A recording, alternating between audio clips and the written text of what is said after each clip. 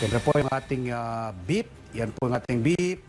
Yan po, pressure cooker ko na po yan kaya malambot. Ano? Repolyo, kamatis, patatas, carrot, bell pepper, siling panigang, bawang, sibuyas, luya, asin at ang ating bida, ang daon ng oregano. At yung pong sabaw nating nilagay, pang soup natin, yung pong pinaglagaan natin ng beef. Yan. Ating paglulutong masarap at masustansyang beef soup with oregano leaves. Alam sa reporter. Yan. Unahin natin ay ang carrot. Yan. So yung carrot.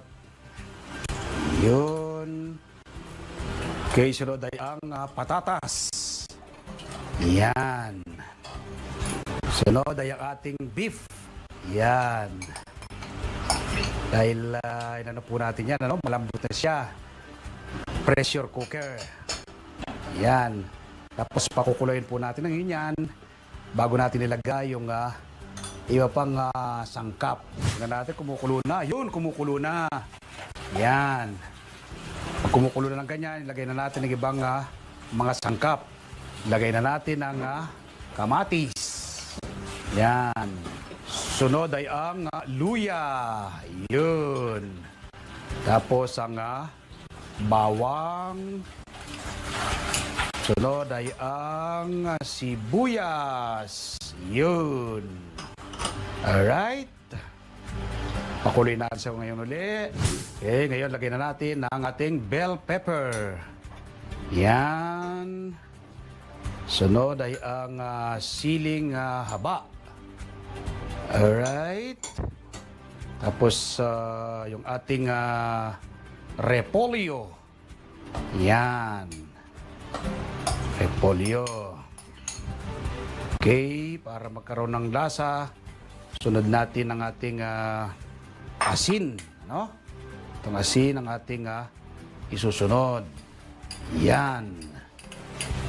Huwag nyo pong dadagdagan, yun po sa inyong panlasa, no? Yan. Alright, hintayin po natin kumulo po ngayon uli. Pag kumulo na yan, lalagay na natin ang ating bida. Yan, pang-uli po yung ating bida ay ang daon ng oregano. Takpan po natin siya uli. Yun. Okay, pang-uli yung ating bida. No? Yan, ang daon ng oregano. Yan. Okay, lagay po natin ang daon ng oregano sa ibabaw. Yan. Okay. Akala po ng iba ang oregano ay talagang pang ano lang siya, no? Panggamit lang sa panggamot sa sipon. Hindi po na alam ng iba na ginagamit din po siyang pampasarap, pampalasa, pampasustansya ating mga lutuin. Yan, takpan natin. At kapag kumulo na ng bahagya to, ready to serve na. Yan. So yan, lutong-luto na. Yan.